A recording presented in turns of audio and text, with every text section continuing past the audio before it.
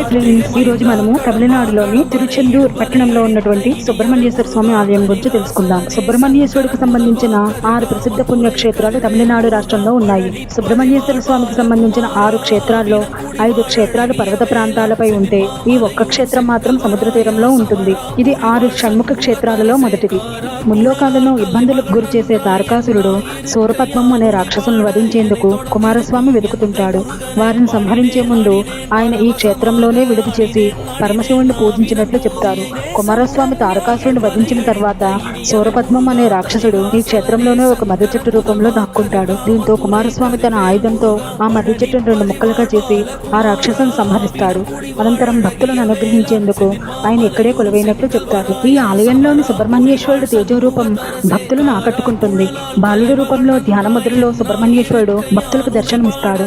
ఇలాంటి రూపంలో ఉన్న విగ్రహం దేశంలో ఇదొక్కటే కావడం విశేషం.